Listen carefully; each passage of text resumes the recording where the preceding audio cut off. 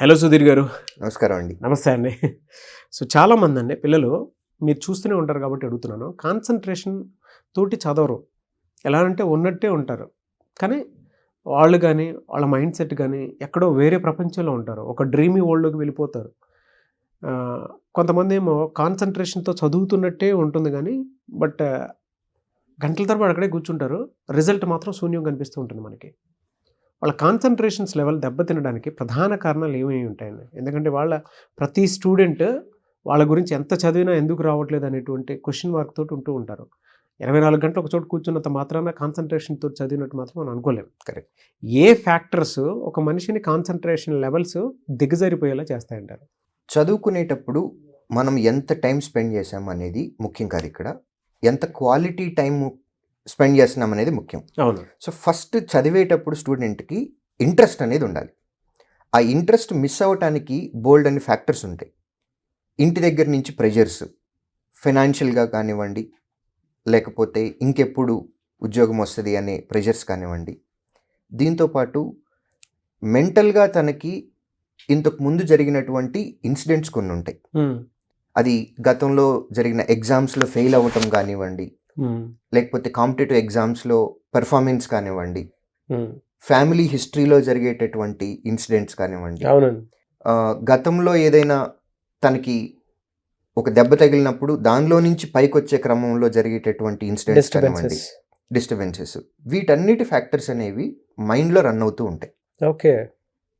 లేదా వీళ్ళు ఎవరైనా ప్రేమించి వాళ్ళు లెటర్ ఏదన్నా ఇచ్చి వాళ్ళు నో చెప్పకపోయినా, లెటర్ ఏదన్నా ఇచ్చి నో చెప్పినా, లేకపోతే ఆల్రెడీ ఎస్ చెప్పి ఇప్పుడు మళ్ళీ నో చెప్పినా, బ్రేకప్ అయినా ఇన్సల్ట్ ఫీల్ అయిపోతా ఉంటారు. తర్వాత బెస్ట్ ఫ్రెండ్ ఉంటాడు, వాడితో ఏదన్నా మెంటల్గా డిస్టర్బెన్స్ వచ్చింది, బెస్ట్ ఫ్రెండ్ మేల్ అయినా సరే, సేమ్ జెండర్, లేదు ఫ్యామిలీలో ఒకళ్ళని ఒక మాట అనుకున్నా, ఫినాన్షియల్ డిస్టర్బెన్సెస్, ఇట్లా సో మెనీ ఫ్యాక్టర్స్ అనేవి స్టూడెంట్ చదువుకునే టైంలో మైండ్ మీద ఇంపాక్ట్ చూస్తాయి. ఇంటర్నల్గా సైకలాజికల్. ఎస్. దీంతో పాటు ప్రాపర్ స్లీప్ కూడా ఉండాలి, ప్రాపర్ ఫుడ్ కూడా ఉండాలి. వీటిల్లో ఏదొచ్చినా సరే ఫిజికల్గా చేంజెస్ కూడా వస్తాయి. ఇవన్నీ కూడా ఇండైరెక్ట్గా మెంటల్గా మైండ్ మీద ప్రెషర్ చూపిస్తాయి. దీనివల్ల కాన్సన్ట్రేషన్, ఎంత టైం స్పెండ్ చేస్తూనే ఉంటాడు, గంట 2 గంటలు 3 గంటలు చదువుతూ ఉంటాడు, కానీ ఆ చదివింది బుర్రకెక్కదు. అవును. సో ఇది ఒక ఫ్యాక్టర్. దీంతో పాటు మనం ఎక్కడైతే చదువుకుంటున్నామో ఆ ఎన్విరాన్మెంట్ అనేది కూడా చాలా ఇంపార్టెంట్. డిస్టర్బెన్సెస్ అనేవి ఉండకూడదు.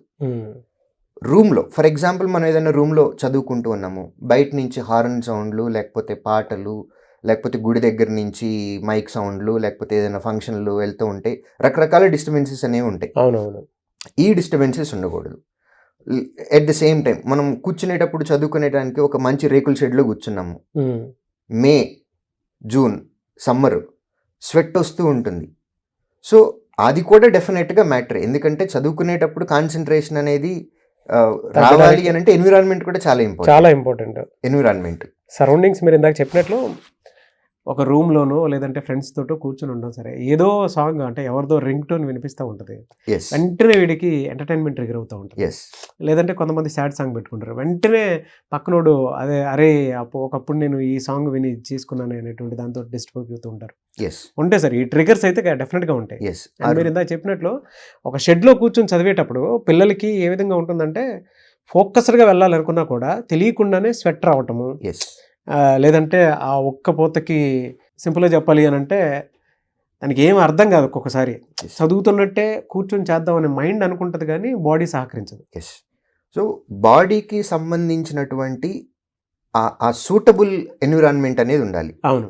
ఎక్కువ చలిగా ఉన్నా కానీ చదవలేడు, అలానే ఎక్కువ వేడిగా ఉన్నా కానీ చదవలేడు. సో ఆ ఎన్విరాన్మెంట్ అనేది చాలా important. At the same time మనం ఏదైతే రూమ్లో కూర్చొని చదువుకుంటున్నామో అందులో కొంత మోటివేషనల్ కోట్స్ కానివ్వండి, స్టేట్మెంట్స్ కానివ్వండి, ఇవన్నీ కనిపించట్లేదు అనుకోండి, ఎక్కడైనా మోటివేషన్ డ్రాప్ అవుతున్నప్పుడు అట్లాంటి ఏదైనా చూసి చదివి మనం కంటిన్యూ చేసామనుకోండి, మళ్ళీ పికప్ అయిపోతుంది. బట్ అవి ఎక్కడ కనిపించవు. మళ్ళీ ట్రిగ్గర్ అవడానికి ఛాన్సెస్ ఉండట్లేదు. అట్ ది సేమ్ టైం మనం చదువుతునేటప్పుడు మన పక్కనున్న ఫ్రెండ్స్ కూడా చాలా ఇంపార్టెంట్. ఎందుకంటే మనం బాగా సీరియస్గా చదువుకుందాము అని అనుకొని కూర్చొని స్టార్ట్ చేసాము, ఫ్రెండ్ వచ్చి బయటకు వెళ్దాము, బజ్జీలు తినొద్దామనో, లేకపోతే టీ తాగొద్దామనో, లేకపోతే ఊరికి సరదాగా సినిమాకి వెళ్ళొద్దామనో, షాపింగ్కి వెళ్ళొద్దామనో ఫ్రెండ్ అడుగుతాడు. అడిగినప్పుడు బెస్ట్ ఫ్రెండ్ అన్నప్పుడు వీడు కూడా చదువుదాము అని కూర్చుని వాడు కాస్త లేచి బయటకు వెళ్ళిపోతాడు. ఇవన్నీ ఎక్స్టర్నల్ ఫ్యాక్టర్స్. సో వీటి వల్ల కూడా స్టూడెంట్కి డిస్టర్బెన్సెస్ అనేది ఉంటుంది. దీంతో పాటు కొన్ని హెల్త్ కండిషన్స్ ఉంటాయి, మెంటల్ కండిషన్స్ కూడా ఉంటాయి. హెల్త్ అంటే ఫిజికల్గా మనం ఫిట్గా ఉండాలి. కూర్చొని చదువుతున్నాము అన్నప్పుడు నడుము నొప్పి, కాళ్ళు నొప్పులు, కీళ్ళ నొప్పులు ఇవన్నీ లేకుండా ఉండాలి. యంగ్ జనరేషన్ కాబట్టి యూజువల్గా వాళ్ళకి ఏమీ ఉండవు. బట్ డైలీ ఫిజికల్గా కనుక వాళ్ళు కొంత స్పెండ్ చేసి ఫిట్నెస్ కోసము ఫిజికల్గా ఫిట్గా ఉన్నారనుకోండి, ఎంతసేపు ఎట్లాంటి కండిషన్స్లో అయినా కూర్చోగలరు. కండిషన్స్ అని అంటే చైర్లో కూర్చొని చదువుకోవచ్చు, లేదు స్టూల్ మీద కూర్చొని చదువుకోవచ్చు, లేదు కింద కూర్చొని అయినా చదువుకోవచ్చు. సో ఆ ఫిజికల్ ఫిట్నెస్ అనేది కూడా చాలా ఇంపార్టెంట్. వాటిల్లో ఎక్కడన్నా ఫిజికల్గా ఎక్కడన్నా హెల్త్ దెబ్బతిని ఉంటే దాని మీద కూడా ఫోకస్ తగ్గే అవకాశం ఉంటుంది. కూర్చొని చదువుకుంటా ఉన్నాము, బ్యాక్ పెయిన్ వస్తూ ఉంది, లేదు కాలు నొప్పి వస్తుంది, తలనొప్పి వస్తుంది, ఆబ్వియస్గా చదవలేం. మన బాడీలో అన్ని ఆర్గాన్స్ బ్రహ్మాండంగా పనిచేసిన రోజున బాగా పనిచేస్తుంది అనే హ్యాపీనెస్ మనకు తెలియదు. కానీ ఎక్కడైనా ఏదైనా ఒక చిన్న ప్రాబ్లం వచ్చిందా, ఆ ప్రాబ్లం అనేది మన మైండ్ని డిస్టర్బ్ చేసేస్తుంది. చీము కుట్టినా సరే మనకు నొప్పి వస్తుంది, మైండ్ డిస్టర్బ్ అయిపోతుంది. సో దీంతో పాటుగా మనకి మెంటల్గా అనేది కూడా పీస్ఫుల్గా ఉండాలి. పేరెంట్స్ దగ్గర నుంచి ప్రెషర్ ఉండకూడదు, స్ట్రెస్ ఉంటుంది బాగా. వాళ్ళు పక్కన వాళ్ళు ఎప్పుడు ఎప్పుడు ఎప్పుడు అంటూ ఉంటారు. లేదు ఫర్ ఎగ్జాంపుల్ ఇవాళ చదవటానికి కూర్చున్నాము, నిన్న ఆల్రెడీ ఇంతకుముందు ఏదో ఒక ఎగ్జామ్ రాసాము, దాని రిజల్ట్ వచ్చింది, దానిలో ఫెయిల్ అయ్యాము. రేపు మెయిన్స్ ఎగ్జామినేషన్ ఉంది, నిన్నటి రిజల్ట్లో ఫెయిల్ అయ్యి ఉన్నాము. ఆ ఇంపాక్ట్ అనేది మైండ్ మీద ఉంటుంది. ఎందుకంటే అది ఆల్రెడీ ఫెయిల్ అయ్యాము, ఆ డిప్రెషన్లో ఉంటారు. ఆ డిప్రెషన్లో నుంచి బయటకు వచ్చి నెక్స్ట్ది చూసుకోవటానికి ఆ బ్యాలెన్సింగ్ అనేది స్టూడెంట్లో కాన్సన్ట్రేషన్ అనేది కుదరదు. ఎస్, ఎందుకంటే పాస్ట్లో జరిగిన ఇన్సిడెంట్ అది, దాన్ని అక్కడ మర్చిపోయి నెక్స్ట్ది స్టార్ట్ చేయాలి. కాకపోతే ఇప్పుడున్న జనరేషన్కి ఎలా కోపపై బయటికి రావాలి, దానిలో నుంచి నెక్స్ట్ టార్గెట్లు ఏంటి మనది అనేది షిఫ్ట్ అవటం అనేది తెలియాలి. ఆ షిఫ్ట్ అవ్వకపోవటం తెలియకపోయినా సరే ఫోకస్ తగ్గిపోతుంది. దీంతో పాటు మెంటల్గా చాలా పీస్ఫుల్గా ఉండాలి. ప్రాపర్ ఫుడ్ తీసుకోవటం కానివ్వండి, ప్రాపర్ స్లీప్ కానివ్వండి, ప్రాపర్ ఫిజికల్ యాక్టివిటీస్ కానివ్వండి, వీటిల్లో ఏ ఒక్కటి బ్యాలెన్స్ తప్పినా సరే చదువుకోవటానికి కూడా మనం ప్రాపర్ కాన్సన్ట్రేషన్ అనేది ఉండదు. మెంటల్ హెల్త్ డిజార్డర్స్లో కొంతమంది పిల్లలు హైపర్ యాక్టివ్గా ఉంటారు. ఆ హైపర్ యాక్టివ్నెస్ వల్ల ఏంటి అంటే స్టెబిలిటీ అనేది ఉండదు. ఇప్పుడు చేసిన పని చేద్దామని స్టార్ట్ చేస్తారు, ఇమ్మీడియట్గా వేరే దానిలోకి షిఫ్ట్ అయిపోతారు. ఒక పని మొదలు పెడతారు, పూర్తి చేయటం తెలీదు, సగంలో ఆపేసేసి మళ్ళీ ఆ హైపర్ యాక్టివ్నెస్లో ఇంకోటి చేసేయడానికి వెళ్ళిపోతారు. రైట్. సో ఇది ఉంటుంది. దీంతో పాటు కొంతమందికి యాంగ్జైటీ ఎక్కువ ఉంటుంది. యాంగ్జైటీ ఎందుకు వస్తుందో తెలియదు, కానీ ఎక్కువ యాంగ్జైటీ, ఫెయిల్ అయిపోతానేమో, ఫెయిల్ అయిపోతానేమో, రాకపోతే ఏంటి, ఇంట్లో వాళ్ళకి ఏం సమాధానం చెప్పాలి, ఫ్రెండ్కి వచ్చేస్తుందేమో, నాకు రాదేమో. సో దీనిలో నుంచి మళ్ళీ డిప్రెషన్లోకి వెళ్తాడు. మళ్ళీ అందులో కూడా కంపారిజన్ నాకంటే ముందు ఇడికి వచ్చేస్తే. ఎస్, ఎందుకంటే కాంపిటేటివ్ ఎగ్జామ్స్ కాబట్టి ఇది ఎప్పుడు కూడా కంపేర్ చేసుకుంటూనే ఉంటారు. ఒక ఎగ్జామ్ రాస్తాడు, వీడికి వచ్చిన మార్కుల్ని పక్కనని కంపేర్ చేస్తాడు, చూసుకొని మళ్ళీ దానిలో యాంగ్జైటీ, రిజల్ట్ వచ్చేటప్పుడు యాంగ్జైటీ, చదివేటప్పుడు యాంగ్జైటీ, పక్కన నాకంటే బాగా చదివేస్తున్నాడేమో అని అనుకుంటారు. ఈ డిప్రెషన్ను, ఈ యాంగ్జైటీల వల్ల కూడా కాన్సన్ట్రేషన్ లెవెల్స్ అనేవి మిస్ అవుతాయి. దీంతోపాటు ఇంట్రెస్ట్ అనేది ఫస్ట్ స్టూడెంట్కి ఉండాలి. ఎక్స్టర్నల్ ఫ్యాక్టర్స్ వాడి మీద రుద్దబడుతున్నాయి ఈ మధ్య కాలంలో. అంటే పేరెంట్ నువ్వు ఇన్కమ్ ట్యాక్స్ ఆఫీసర్ అవ్వాలి, లేకపోతే నువ్వు లోకో పైలట్ అవ్వాలి, లేకపోతే నువ్వు ప్రొబేషనరీ ఆఫీసర్ అవ్వాలి బ్యాంకులో, నువ్వు గవర్నమెంట్ జాబే తెచ్చుకోవాలి, ఇట్లాంటివి ఉంటాయి. వాడు దేనికోసం వస్తున్నాడు అనేటువంటి దాన్ని పక్కన పెట్టి వీళ్ళ ఇంట్రెస్ట్లు ఎక్కువ రుద్దేస్తూ ఉంటారు. వీళ్ళు ఇంట్రెస్ట్లు ఉంటాయి. యాక్చువల్గా స్టూడెంట్కి తనంతట తనకి ఇంట్రెస్ట్ రావాలి. ఇదిగో నేను 2 years తర్వాత ఈ స్టేజ్లో ఉండాలనుకుంటున్నాను, 5 years తర్వాత నేను ఈ పొజిషన్లో ఉండాలనుకుంటున్నాను, నేను అల్టిమేట్గా నా గోల్ ఏంటి, నా లైఫ్లో నేను ఎట్లా ఉండాలనుకుంటున్నాను, నా ఫ్యామిలీని ఎలా చూసుకోవాలని. ఇది స్టూడెంట్కి ఇంట్రెస్ట్ ఉంటే కనుక కాన్సన్ట్రేషన్ ఉంటుంది. ఇలా కాకుండా పేరెంట్ కనుక వాళ్ళ ఇంట్రెస్ట్ని స్టూడెంట్ మీద రుద్ది చదివిస్తే బలాన్ని కనుక తీసుకొచ్చినట్లయితే, స్టూడెంట్ని ఇన్స్టిట్యూట్కి తీసుకొచ్చినట్లయితే, అప్పుడు కాన్సన్ట్రేషన్ లెవెల్ అనేది లోపల, ఎందుకంటే వీడికి చదువుకోవాలని ఉంటుందండి, మాస్టర్స్ చేయాలని ఉంటుంది, లేదు బిజినెస్ చేయాలని ఉంటుంది, ఇంకోటి ఏదో చేయాలనుకుంటా ఉంటాడు. కానీ పేరెంట్ ఇంట్రెస్ట్ వల్ల వీళ్ళు ఇక్కడికి వచ్చారు, వీడి ఇంట్రెస్ట్ వేరే దాని మీద ఉంది. చదవాలి అని అంటే పుస్తకాలు ఎదురు పెట్టుకొని ఊరికే గంటలు గంటలు చదువుతూ ఉంటారు కానీ మైండ్లో వేరేది రన్ అవుతూ ఉంటుంది, వీడి ఇంట్రెస్ట్ల మీద పోతూ ఉంటుంది. సో ఇది ఒకటి ఫ్యాక్టర్. వాడికి స్టూడెంట్కి వాళ్ళంతటా వాళ్ళకి ఇంట్రెస్ట్ ఉంటే గనక ఎంత టైం స్పెండ్ చేసినా సరే క్వాలిటీగా స్పెండ్ చేయగలరు. దీంతో పాటు కొంతమందికి అంటే ఇందులో 2 రకాలు ఉన్నాయండి. కొంతమంది ఏమో అండర్ ఎస్టిమేట్ చేసుకుంటారు. అవును, ల్యాక్ ఆఫ్ కాన్ఫిడెన్స్. ఇది ల్యాక్ ఆఫ్ కాన్ఫిడెన్స్ నేను జనరల్గా ఏం చెప్తానంటే, ఏదైనా క్రైమ్ అని అంటే ఎదుటివాడిని మనం ఇబ్బంది పెడితే, అంటే ఎదుటివాడిని కొట్టినా లేకపోతే వాడిని చంపినా దొంగతనం చేసినా దీన్ని క్రైమ్ అని అంటాం. నా దృష్టిలో క్రైమ్ అనేది ల్యాక్ ఆఫ్ సెల్ఫ్ కాన్ఫిడెన్స్. అవును, మీ మీద మీకు కాన్ఫిడెన్స్ లేకపోతే అది క్రైమ్ అంటాను నేను. ఎందుకు అని అంటే మామూలుగా అయితే కత్తి ఎదురుకి వెళ్తుంది, ఎదుటోడిని చంపేస్తే క్రైమ్ అంటున్నాం. సెల్ఫ్ కాన్ఫిడెన్స్ లేదనుకోండి ఆ కత్తి మీలోకి వెళ్తుంది, అవును, మిమ్మల్ని మీరు చంపేసుకుంటున్నారు. అది more dangerous. Lack of confidence. Confidence ప్రతి ఒక్కళ్ళకి ఇంతకు ముందు ఆల్రెడీ ఒక మనిషి అయ్యాడు కదా. అవును, ఎగ్జామ్లో మీ సీనియరో లేకపోతే ఎవరో ఒకళ్ళు కలెక్టర్ దగ్గర నుంచి అందరూ అవుతూ ఉన్నారు. ఒక మనిషికి పాసిబుల్ అయింది అని అంటే మనకు కూడా పాసిబుల్ అవుతుంది అనే కాన్ఫిడెన్స్ స్టూడెంట్లో ఉండాలి. ఫస్ట్ కాన్ఫిడెన్స్ ఉండాలి. రెండోది, ఇది ఓవర్ కాన్ఫిడెన్స్ లెవెల్ కూడా వెళ్ళకూడదు. అవును, కాన్ఫిడెన్స్కి ఓవర్ కాన్ఫిడెన్స్కి చాలా థిన్ లైన్ ఉంటుందండి, అది అబ్జర్వ్ చేయగలగాలి. ఓవర్ కాన్ఫిడెన్స్ ఉంటుంది, ఇది నేను రెగ్యులర్గా చూస్తాను. ఈ ఓవర్ కాన్ఫిడెన్స్ ఎలా అంటే ఎక్స్ప్లెనేషన్స్ ఉంటాయండి. రోజుకు 3 సబ్జెక్టులు ఉంటాయి. ఒక ఎగ్జామ్ పెట్టామంటే 3 సబ్జెక్టులు ఉంటాయి, reasoning, quantitative aptitude, English. Quantitative aptitude క్లాస్కి ఫుల్ స్ట్రెంత్ ఉంటుంది. నేను ఎప్పుడైతే క్లాస్ అయిపోయి వెనక్కి వస్తానో, నేను కొంచెం దూరం వచ్చిన తర్వాత వెనక్కి చూస్తే బ్యాగ్లు వేసుకుని వాళ్ళు కూడా నా వెనక్కి వస్తూ ఉంటారు. నా తర్వాత ఇంకో క్లాస్ ఉంటుంది, లేదా 2 క్లాసులు ఉంటాయి. ఏంటి బాబు అని అంటే అవి మాకు వచ్చు అని అంటారు.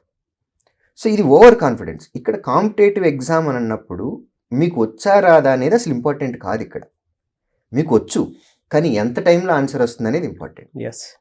1 గంటలో 100 క్వశ్చన్లు ఆన్సర్ చేయాలి ప్రిలిమ్స్ ఎగ్జామ్లో.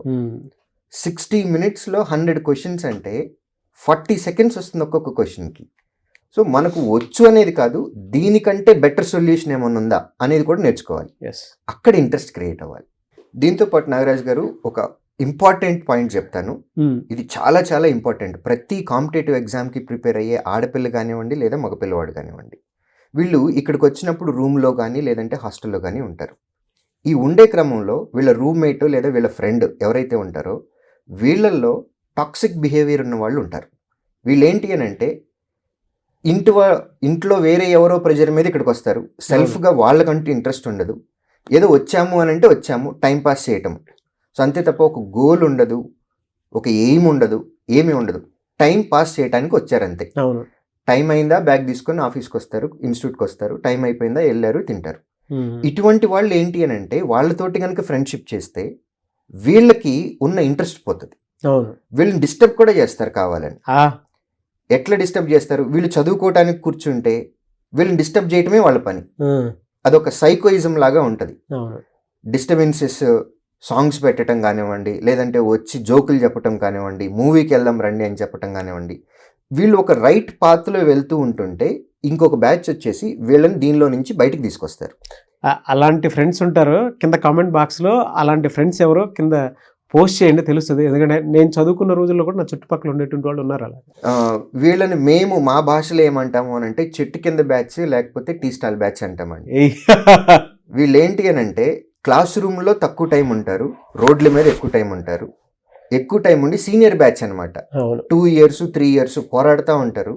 పక్కన 4 కనపడ్డారు కొత్త వాళ్ళు అని అంటే జూనియర్స్. ర్యాగింగ్ టైప్లో ఉంటుంది. ర్యాగింగ్ అయితే కాదులేండి, కాకపోతే ఏంటి అని అంటే వీళ్ళన్నీ చెప్పేస్తూ ఉంటారు. క్వాంటా అదేముంది, ఈజీ, ఇది చదవండి అయిపోద్ది, ఇంగ్లీషా ఇది చదవండి అయిపోద్ది, ఇట్లా ఊరికి చెప్తూ ఉంటారు. కానీ వాళ్ళు పర్సనల్గా చూస్తే 2 years నుంచి ప్రిపేర్ అవుతున్నారు, 3 years నుంచి ప్రిపేర్ అవుతున్నారు. కానీ వాళ్ళకి ఉద్యోగం రాలా, కానీ సలహాలు మాత్రం బాగిస్తారు. సో అట్లాంటి వాళ్ళ సలహాలు, అట్లాంటి వాళ్ళతోటి ఫ్రెండ్షిప్ కనుక చేస్తే కాన్సన్ట్రేషన్ దెబ్బతింటది, లైఫ్ డీవియేట్ అవుతుంది, వచ్చిన పర్పస్ కూడా పోతుంది. మరి అలాంటి వాళ్ళకి దూరంగా ఉండాలి అని అంటే వాళ్ళని ఐడెంటిఫై చేయాలంటే ఎలా సార్? అలాంటి వాళ్ళని ఐడెంటిఫై చేయాలంటే ఫస్ట్ మీరు అడగాలి, అంటే వాళ్ళ బిహేవియర్ ఎట్లా ఉంటుంది, వాళ్ళని చూసినప్పుడు ఎలా ఐడెంటిఫై చేయాలి, ఎంత టైంలో ఐడెంటిఫై చేయగలము, వాళ్ళ క్యారెక్టర్ ఎలా ఉంటుంది, భాష ఎలా ఉంటుంది, లాంగ్వేజ్ ఎలా ఉంటుంది, యాక్టివిటీస్ ఎలా ఉంటాయి, ఇవన్నీ అడిగారు అనుకోండి, అడిగితే కనుక డెఫినెట్గా దాని మీద కూడా డిస్కషన్ సో పెట్టుకుందాం. స్టూడెంట్స్ మీరు అడిగేదాన్ని బట్టే ఉంటుంది, మాకు ఇది కావాలి డెఫినెట్గా మాకు చెప్పండి అని చెప్పి ఒక 100 కామెంట్స్ అండ్ ఇదే వీడియోని కనుక షేర్ చేస్తే ఒక 1 lakh వ్యూవర్షిప్ కనుక తీసుకొని వస్తే డెఫినెట్గా పార్ట్ 2 వీడియో చేస్తాము. సో ఎవరైతే టాక్సిక్ పీపుల్ ఉంటారో వాళ్ళు ఎలా ఐడెంటిఫై చేయాలి, వాళ్ళు మనల్ని ఏ విధంగా డిస్టర్బ్ చేస్తూ ఉంటారు, వాళ్ళ నుంచి ఎలా బయటపడాలి అనేది మీకు కావాలంటే కింద కామెంట్ బాక్స్లో ఒక 100 కామెంట్స్ పెట్టండి, డెఫినెట్గా దాని మీద మేము వీడియో చేయడం జరుగుతుంది. ఎనీవేస్ శ్రీధర్ సీసీలో ఇలాంటి స్టూడెంట్స్ని మీరు చాలామందిని చూసేశారు కాబట్టి మీకు ఇంత అనాలిసిస్ ఇంత ఓపిక్గా చెప్పుకుంటూ వచ్చారని, ఇలా ఉంది కాన్సన్ట్రేషన్ దెబ్బతింటానికి కారణాలు ఇవి అని. వాళ్ళు ఏ ఇన్స్టిట్యూట్లో అయినా సరే ఈ వీడియో పెట్టుకొని చూస్తే ప్రతి పిల్లాడికి కావాల్సినటువంటి వీడియో ఇది. మీ దగ్గర ఆ హెల్తీ ఎన్వైరన్మెంట్ ఉంది కాబట్టే మీకు ఇంత అనాలిసిస్ వచ్చింది. Anyway sir, thank you sir. మిమ్మల్ని అప్రోచ్ అవ్వాలి అని అంటే ప్రాసెస్ ఏంటి, మీ ఇన్స్టిట్యూట్లో జాయిన్ అవ్వాలంటే? స్క్రీన్ మీద కనపడుతున్న ఈ నెంబర్కి కాల్ చేయొచ్చండి మమ్మల్ని రీచ్ అవ్వాలి అని అంటే. Okay, thank you sir, thank you so much. Thank you అండి. సో చూసారు కదండి వీడియో. ఈ వీడియోపై మీ అభిప్రాయం కమెంట్ బాక్స్లో పోస్ట్ చేయండి. ముఖ్యంగా మీరు కనుక శ్రీధర్ సీసీ ఇన్స్టిట్యూట్లో జాయిన్ అవ్వాలి అనుకున్నటువంటి వాళ్ళు ఎవరైతే ఉంటారో ఒక హెల్తీ ఎన్వైరన్మెంట్ని, అది కూడా కాంపిటేటివ్ కాలేజ్ లాగా ఉంటుంది. సో అటువంటి వాతావరణంలో మీరు ఇన్ టైంలో గవర్నమెంట్ జాబ్ తోటి బయటకు వెళ్ళాలి అనుకునేటువంటి వాళ్ళు స్క్రీన్ మీద మీకు కాంటాక్ట్ నెంబర్ కనిపిస్తుంది, దానికి మీరు కాల్ ఆర్ మెసేజ్ వాట్సాప్ చేసి వెంటనే డీటెయిల్స్ తెలుసుకొని జాయిన్ అవ్వచ్చు. అండ్ ఈ వీడియో లైక్ చేయండి, షేర్ మాత్రం తప్పకుండా చేయండి. ఇలాంటి మరిన్ని వీడియోస్ కోసం మా ఛానల్ ఫాలో అవ్వండి. Thank you.